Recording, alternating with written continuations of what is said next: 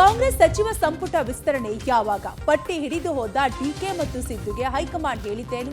ವರ್ಷದ ಅಂತ್ಯಕ್ಕೆ ಜಿಬಿಎ ಚುನಾವಣೆಗೆ ಮುಹೂರ್ತ. ಬಿಡದಿ ಟೌನ್ಶಿಪ್ ವಿರುದ್ಧ ಹೋರಾಟಕ್ಕಿಳಿದ ಕೇಸರಿ ಪಡೆ.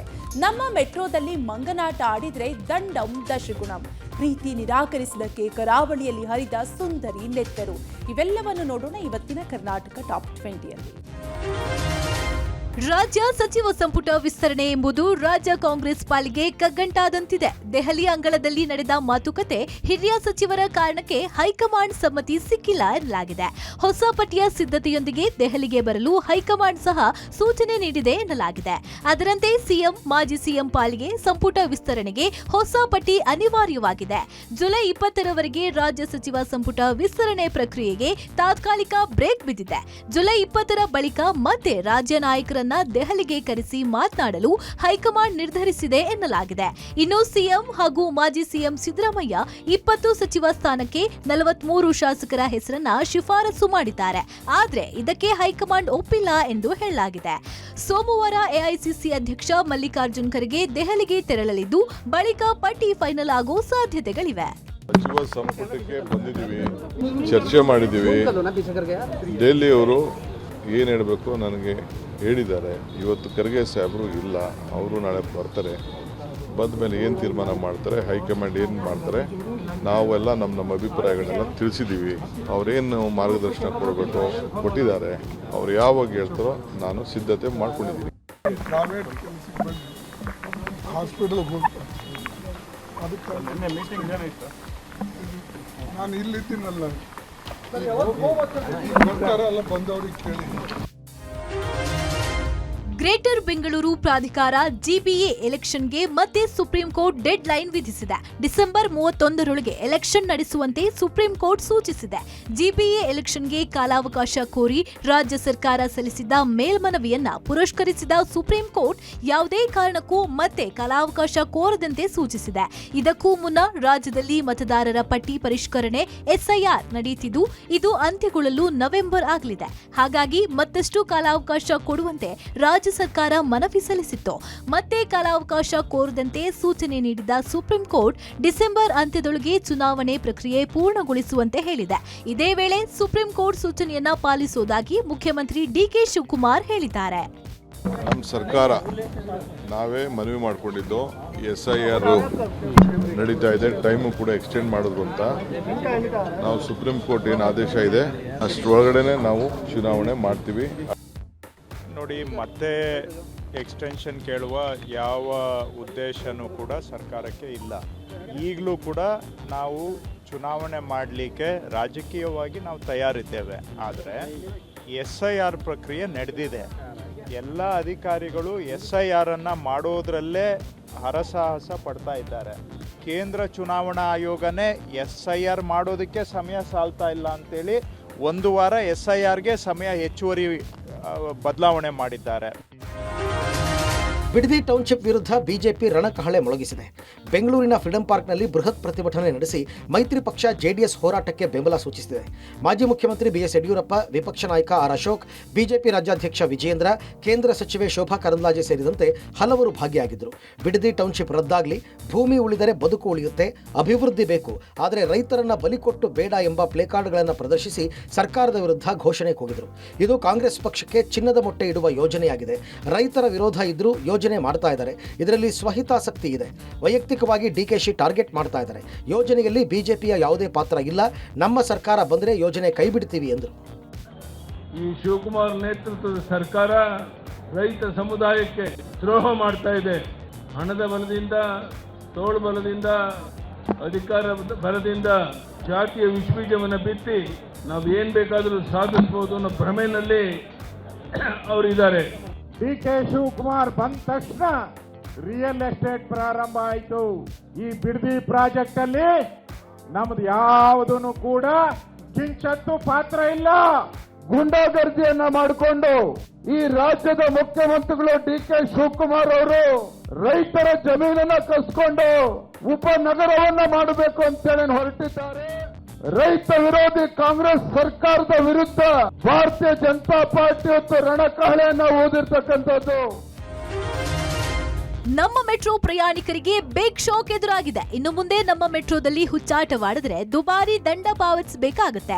ಮೆಟ್ರೋ ಟ್ರ್ಯಾಕ್ಗೆ ಜಿಗಿಯೋದು, ಟ್ರ್ಯಾಕ್ ಮೇಲೆ ಓಡಾಡೋದು, ಟಿಕೆಟ್ ಪಾಸ್ ದುರ್ಬಳಕೆ ಮಾಡಿದ್ರೆ ಇನ್ನು ಮುಂದೆ 5 ರಿಂದ 25 ಸಾವಿರ ದಂಡ ಪಾವತಿ ಮಾಡಬೇಕಾಗುತ್ತೆ. ಮೆಟ್ರೋ ರೈಲು ಮತ್ತು ಸ್ಟೇಷನ್ ನಲ್ಲಿ ಅನುಮತಿ ಇಲ್ಲದೆ ವ್ಯಾಪಾರ ಮಾಡಿದ್ರೆ 5,000 ರೂಪಾಯಿ ದಂಡ ಪಾವತಿಸಬೇಕಾಗುತ್ತೆ. ಈ ಹಿಂದೆ ನಮ್ಮ ಮೆಟ್ರೋ ರೈಲಿನಲ್ಲಿ ರೀಲ್ಸ್ ಮಾಡೋದು, ಊಟ ತಿಂಡಿ ಮಾಡೋದು, ನೆಲದ ಮೇಲೆ ಕುಳಿತುಕೊಳ್ಳೋದು, ಲೌಡ್ ಮ್ಯೂಸಿಕ್ ಹಾಕಿ ಪ್ರಯಾಣಿಕರಿಗೆ ತೊಂದರೆ ನೀಡಿದ್ರೆ 500 ರೂಪಾಯಿ ಮಾತ್ರ ದಂಡ ವಿಧಿಸುತ್ತಿದ್ದ ನಮ್ಮ ಮೆಟ್ರೋ ಇದೀಗ 2,500 ರಿಂದ 10,000 ರೂಪಾಯಿ ದಂಡ ಹಾಕಲಿದೆಯಂತೆ. ಈಗಾಗಲೇ ಕೇಂದ್ರ ಸರ್ಕಾರ ಸೂಚನೆ ನೀಡಿದ್ದು, ಈ ಹಿನ್ನೆಲೆಯಲ್ಲಿ ನಮ್ಮ ಮೆಟ್ರೋದಲ್ಲಿ ಹೊಸ ರೂಲ್ಸ್ ಜಾರಿಯಾಗಲಿದೆ. ದಕ್ಷಿಣ ಕನ್ನಡ ಜಿಲ್ಲೆಯ ಬಂಟ್ವಾಳದಲ್ಲಿ ಯುವಕನೋರ್ವ ಸಾರ್ವಜನಿಕರ ಎದುರೇ ಮಚ್ಚಿನಿಂದ ಹಲ್ಲೆ ನಡೆಸಿ ಯುವತಿಯನ್ನ ಕೊಲೆ ಮಾಡಿರುವ ಘಟನೆ ನಡೆದಿದೆ. ಕಕ್ಕೇಪದವು ನಿವಾಸಿ ಲಾವಣ್ಯ ಮೃತಪಟ್ಟ ಯುವತಿ. ಕೆಲಸ ಮುಗಿಸಿಕೊಂಡು ಬಿಸಿ ರೋಡ್ನ ಬಸ್ ನಿಲ್ದಾಣದಲ್ಲಿ ಬಸ್ಗಾಗಿ ಕಾಯ್ತಾ ಇರುವಾಗ ಆರೋಪಿ ಮಚ್ಚಿನಿಂದ ಹಲ್ಲೆ ನಡೆಸಲು ಯತ್ನಿಸಿದ್ದಾನೆ. ಅದನ್ನು ನೋಡಿದ ಯುವತಿ ಓಡಿ ಹೋಗಿದ್ದು, ಆಕೆಯನ್ನು ಹಿಂಬಾಲಿಸಿದ ದುಷ್ಕರ್ಮಿ ಬಸ್ ನಿಲ್ದಾಣದಲ್ಲಿ ಸಾರ್ವಜನಿಕರ ಎದುರೇ ಆಕೆಯ ಕುತ್ತಿಗೆಯ ಹಿಂಭಾಗಕ್ಕೆ ಮಚ್ಚಿನಿಂದ ಹಲ್ಲೆ ನಡೆಸಿದ್ದಾನೆ. ಮಚ್ಚಿನ ಏಟಿನಿಂದ ತೀವ್ರವಾಗಿ ಗಾಯಗೊಂಡ ಯುವತಿಯನ್ನ ಕೂಡಲೇ ಬಂಟ್ವಾಳ ಸರ್ಕಾರಿ ಆಸ್ಪತ್ರೆಗೆ ದಾಖಲಿಸಲಾಯಿತು. ಆದರೆ ಚಿಕಿತ್ಸೆ ಫಲಿಸದೆ ಆಕೆ ಮೃತಪಟ್ಟಿದ್ದಾಳೆ. ಆರೋಪಿ ಚೇತನ್ ಯುವತಿಯ ದೂರದ ಸಂಬಂಧಿಯಾಗಿದ್ದು, ಲಾವಣ್ಯಳಿಗೆ ಕಳೆದ ಹಲವಾರು ದಿನಗಳಿಂದ ಚೇತನ್ ಕಿರುಕುಳ ಕೊಡ್ತಾ ಇದ್ದ ಬಗ್ಗೆ ಮಾಹಿತಿ ಇದೆ. ಇನ್ನು ಆರೋಪಿ ಚೇತನ್ನನ್ನ ಮಂಗಳೂರಿನ ಪಚ್ಚನಾಡಿಯಲ್ಲಿ ಬಂಟ್ವಾಳ ಪೊಲೀಸರು ಬಂಧಿಸಿದ್ದಾರೆ. ಈ ವೇಳೆ ವಿಷ ಸೇವಿಸಿ ಆರೋಪಿ ಆತ್ಮಹತ್ಯೆಗೆ ಯತ್ನಿಸಿದ್ದು, ಸದ್ಯ ಆರೋಪಿಗೆ ಆಸ್ಪತ್ರೆಯಲ್ಲಿ ಚಿಕಿತ್ಸೆಯನ್ನು ನೀಡಲಾಗ್ತಿದೆ. ಅದು ಎನ್ಕ್ವೈರಿ ಸಂದರ್ಭದಲ್ಲಿ ಅವಳನ್ನು ಮರ್ಡರ್ ಮಾಡಿರೋದು ಅವಳ ದೂರದ ರಿಲೇಟಿವ್ ಆಗಿದ್ದ ಚೇತನಂದ ಒಬ್ಬನು ಆ ಹುಡುಗಿಯನ್ನು ಏಕಪಕ್ಷವಾಗಿ ಲವ್ ಮಾಡ್ತಾ ಇದ್ದ. ಅವನೇ ಮರ್ಡರ್ ಮಾಡಿದ್ದಾನೆ, ತಲ್ವಾರನ್ನು ತಗೊಂಡು ಬಂದು ಎಂದು ಗೊತ್ತಾಗಿದೆ. ತದನಂತರ ಆರೋಪಿ ಪತ್ತೆ ಹಚ್ಚಲಿಕ್ಕೆ ವಿಶೇಷ ತಂಡಗಳನ್ನು ನೇಮಿಸಲಾಗಿದೆ. ಇವತ್ತಿನ ಬೆಳಗ್ಗೆ ಆರೋಪಿಯನ್ನು ಮ್ಯಾಂಗ್ಳೂರ್ನಲ್ಲಿ ಅವನನ್ನು ಸೆಕ್ಯೂರ್ ಮಾಡಿಕೊಳ್ಳಲಾಗಿದೆ. ತದನಂತರ ಅವನು ವಿಚಾರಣೆ ಮಾಡುವಾಗ ಅವನು ಗಿಲಿ ಪಾಸ್ನ ತಗೊಂಡಿದ್ದಾಗ ಹೇಳಿರ್ತಾನೆ. ಧಾರವಾಡದ ರಂಕಾಸ್ಟೆಲೋ ಅಪಾರ್ಟ್ಮೆಂಟ್ನಲ್ಲಿ ತನ್ನ ಪತಿಯನ್ನೇ ಕೊಂದು ತನ್ನ ಮಗನ ಮೇಲೂ ಚಾಕುವಿನಿಂದ ರಕ್ಕಸ ದಾಳಿ ನಡೆಸಿದ್ದ ಕಿಲ್ಲರ್ ಲೇಡಿ ಡಾಕ್ಟರ್ ಪ್ರಿಯಾಂಕಾಳಿಗೆ ಕಿಮ್ಸ್ನಲ್ಲಿ ಚಿಕಿತ್ಸೆ ಮುಂದುವರೆದಿದೆ. ಡಾಕ್ಟರ್ ಕಿರಣ್ ಹೊನ್ನಣ್ಣ ಅವರನ್ನ ರಾತ್ರಿ ಮಲಗಿದ ವೇಳೆ ಚಾಕುವಿನಿಂದ ಇರಿದು ಕೊಲೆ ಮಾಡಿದ್ದ ವೈದ್ಯೆ ಪ್ರಿಯಾಂಕಾ ತನ್ನ ಮಗ ನಿಹಿತ್ ಮೇಲೂ ಚಾಕುವಿನಿಂದ ದಾಳಿ ಮಾಡಿ ಅನಂತರ ತಾನು ಇನ್ಸುಲಿನ್ ತೆಗೆದುಕೊಂಡಿದ್ದ ಪ್ರಿಯಾಂಕಾಳನ್ನ ಧಾರವಾಡ ಉಪನಗರ ಠಾಣೆ ಪೊಲೀಸರು ವಶಕ್ಕೆ ಪಡೆದಿದ್ರು. ಪೊಲೀಸರು ವಶಕ್ಕೆ ಪಡೆದ ನಂತರ ಪ್ರಿಯಾಂಕಾಳ ಶುಗರ್ ಲೆವೆಲ್ ಕಡಿಮೆಯಾಗಿದ್ದರಿಂದ ಆಕೆಯನ್ನ ಪೊಲೀಸರು ಹೆಚ್ಚಿನ ವಿಚಾರಣೆ ನಡೆಸದೆ ಕಿಮ್ಸ್ಗೆ ದಾಖಲಿಸಿ ಚಿಕಿತ್ಸೆ ಕೊಡಿಸುತ್ತಿದ್ದಾರೆ. ಶುಕ್ರವಾರವೂ ಆಕೆಗೆ ಕಿಮ್ಸ್ನಲ್ಲಿ ಚಿಕಿತ್ಸೆ ಮುಂದುವರೆದಿದೆ. ಹೆಚ್ಚಿನ ಇನ್ಸುಲಿನ್ ತೆಗೆದುಕೊಂಡಿದ್ದರಿಂದ ಪ್ರಿಯಾಂಕಾಳ ಆರೋಗ್ಯದಲ್ಲಿ ಏರುಪೇರಾಗಿದೆ. ತನ್ನ ಪತಿಯನ್ನ ಹತ್ಯೆ ಮಾಡಿದ್ದು ಏಕೆ ಎಂಬ ಕಾರಣವನ್ನ ಮಾತ್ರ ಪ್ರಿಯಾಂಕಾ ಇನ್ನೂ ಬಾಯ್ಬಿಟ್ಟಿಲ್ಲ. ಇತ್ತ ತನ್ನ ತಾಯಿಯಿಂದಲೇ ಚಾಕು ದಾಳಿಗೆ ಒಳಗಾದ ಮಗ ನಿಹಿತ್ಗೂ ಧಾರವಾಡದ ಖಾಸಗಿ ಆಸ್ಪತ್ರೆಯಲ್ಲಿ ಚಿಕಿತ್ಸೆ ಮುಂದುವರೆದಿದ್ದು, ಆತನ ಆರೋಗ್ಯದಲ್ಲೂ ಚೇತರಿಕೆ ಕಂಡುಬಂದಿದೆ. ಪ್ರಿಯಾಂಕಾಳ ಆರೋಗ್ಯದಲ್ಲಿ ಚೇತರಿಕೆ ಕಂಡುಬಂದ ನಂತರವೇ ಪೊಲೀಸರು ಆಕೆಯ ವಿಚಾರಣೆ ನಡೆಸಲಿದ್ದು, ಸದ್ಯ ಆಕೆಯ ಮೇಲೆ ನಿಗಾ ಇಟ್ಟಿದ್ದಾರೆ. ಕಿರಣ್ ಅನ್ನುವಂಥ ಒಬ್ಬರು ಅನೆಸ್ಥೆಟಿಸ್ಟು ಡೆತ್ ಆಗಿತ್ತು. ಆ ಕಿರಣ್ ಕುಟುಂಬ ಸದಸ್ಯರು ಅವನ ಹೆಂಡತಿ ಪ್ರಿಯಾಂಕ ಅಂತ ಕೂಡ ಕರೀತಾರೆ, ಅವರು ಕೂಡ ಆಪ್ತಲ್ಮಾಲಜಿಸ್ಟ್ ಇದ್ದಾರೆ. ಸೊ ಅವರು ಈ ಒಂದು ಕೃತ್ಯ ಮಾಡಿದ್ದಾರೆ ಅಂತ ಕಂಪ್ಲೇಂಟ್ ಕೊಟ್ಟಿದ್ರು. 8 ವರ್ಷದ ಮಗು ಇತ್ತು. ಆ ಮಗು ಕೂಡ ಚೆಸ್ಟ್ ಭಾಗದಲ್ಲಿ ಸ್ಟ್ಯಾಬ್ ಇಂಜುರೀಸ್ ಇದ್ದದ್ದು ನಮಗೆ ತಿಳಿದು ಬಂತು. ಈ ಇನ್ಸುಲಿನ್ ಇಂಜೆಕ್ಷನ್ಸ್ ಮಾಡಿಕೊಂಡು ಅವ್ರದ್ದು ಬ್ಲಡ್ ಶುಗರು 20 to 30 ಕೌಂಟ್ಸ್ವರೆಗೂ ಗ್ಲೈಸೆಮಿಕ್ ಆಗಿದ್ರು. ಮಂಗಳೂರು ಹೊರವಲಯದ ಸುರತ್ಕಲ್ ಬಳಿ ಮೀನುಗಾರಿಕೆಗೆ ತೆರಳಿದ್ದ ನಾಡದೋಣಿ ಪಲ್ಟಿಯಾಗಿದೆ.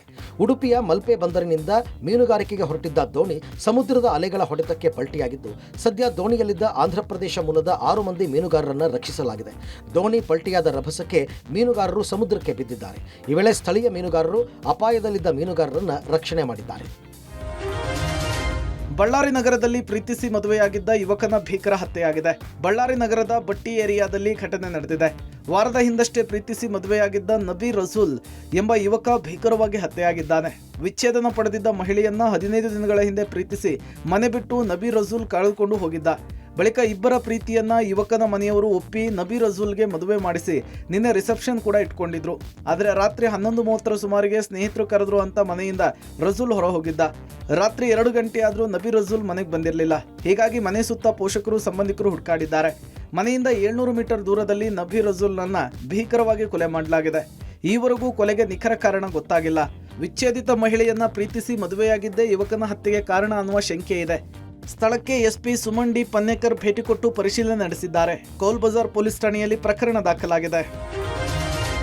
ಬೆಂಗಳೂರು ನಗರದಲ್ಲಿಯೇ ಕಳೆದ 5-6 ವರ್ಷಗಳಿಂದ ಒಂದು ಸಣ್ಣ ರಸ್ತೆಯನ್ನು ಸರಿ ಮಾಡುವುದಕ್ಕೆ ಗ್ರೇಟರ್ ಬೆಂಗಳೂರು ಅಧಿಕಾರಿಗಳಿಗೆ ಆಗಲಿಲ್ವಾ ಎಂಬ ಅನುಮಾನ ಹುಟ್ಟಿದೆ. ಕೆಆರ್ಪುರಂ ವಿಧಾನಸಭಾ ಕ್ಷೇತ್ರದ ಗಣೇಶಪ್ಪ ಲೇಔಟ್ ಕಳೆದ 5-6 ವರ್ಷಗಳಿಂದ ಚರಂಡಿ ನೀರಿನಿಂದ ಜಲಾವೃತವಾಗಿದ್ದು ಓರ್ವ ಮಹಿಳೆಯ ಕಣ್ಣಿಗೆ ಪೆಟ್ಟು ಮಾಡಿಕೊಂಡಿದ್ರೆ ಇನ್ನೂ ಕೆಲವರು ಕಾಲು ಮುರಿದುಕೊಂಡಿದ್ದಾರೆ. ಇಡೀ ಬಡಾವಣೆ ಇಲ್ಲಿವರೆಗೂ ಕೂಡ ಒಳಚರಂಡಿ ವ್ಯವಸ್ಥೆಯನ್ನು ಮಾಡದಿರೋದ್ರಿಂದ ಈ ರೀತಿಯ ಸಮಸ್ಯೆಯಾಗಿದೆ. ಈ ಬಗ್ಗೆ ಸ್ಥಳೀಯ ಶಾಸಕರು, ಸಿಎಂ, ಡಿಸಿಎಂ, ಮಿನಿಸ್ಟರ್ ಮತ್ತು ಜಿಬಿಎ ಅಧಿಕಾರಿಗಳಿಗೂ ಕೂಡ ದೂರು ಕೊಟ್ಟರು. ಗಣೇಶ ಲೇಔಟ್ನ ವಾಸಿಗಳಿಗೆ ಮಾತ್ರ ಶಾಶ್ವತ ಪರಿಹಾರ ಸಿಕ್ಕಿಲ್ಲ. ಕೊಳಚೆ ನೀರಿರೋದ್ರಿಂದ ಓಡಾಡೋದಕ್ಕೂ ಆಗಲ್ಲ, ನಾವು ಪ್ರತಿನಿತ್ಯವೂ 4 ಕಿಲೋಮೀಟರ್ ಸುತ್ತು ಹಾಕಿ ಮನೆಗೆ ಹೋಗಬೇಕು ಅಂತ ಲೇಔಟ್ನ ನಿವಾಸಿಗಳು ಅಳಲನ್ನು ತೋಡ್ಕೊಂಡಿದ್ದಾರೆ. ನಾವು ಮೊದಲ ನಮ್ದು ಇದೇ ಮನೆ, ಇಲ್ಲಿಂದ ನಾವು ಶುಗರ್ ಟೆಸ್ಟಿಗೆ ಇಲ್ಲೇ ಸಮೀಪ ಇತ್ತು, ನಡ್ಕೊಂಡು ನಾವು ಹೋಗ್ತಾ ಇದ್ದೀವಿ. ಈಗ ನೋಡಿದ್ರೆ ಹೆಂಗೆ ಹೋಗೋದು ನೀವೇ ಹೇಳಿ. 2-3 ಕಿಲೋಮೀಟರ್ ದೂರ ಆಗ್ತಾವೆ, ನಡ್ಕೊಂಡು ಹೋಗೋ ಅಷ್ಟೇ ಇಲ್ಲ. ನನ್ನ ಮಗ ಕರ್ಕೊಂಡು ಹೋದರೆ ಅಷ್ಟೇ ನನಗೆ ವಾಸನೆ. ತುಂಬ ಹೇಳ್ತೀನಿ, ನಿಮ್ಮ ಮುಂದೆ ಹೇಳ್ತೀನಿ, ಆ ಕಿಟಕಿ ನಾನು ತೆಗಿಯೋದೇ ಇಲ್ಲ. ಯಾಕಂದರೆ ನಮ್ಮ ಮರಿಮಕ್ಕಳು ಅದಾವೆ, ಅವಕ್ಕೆ ಇಲ್ಲಾಂದ್ರೇ ಇನ್ಫೆಕ್ಷನ್ ಕಾಯಿಲೆ.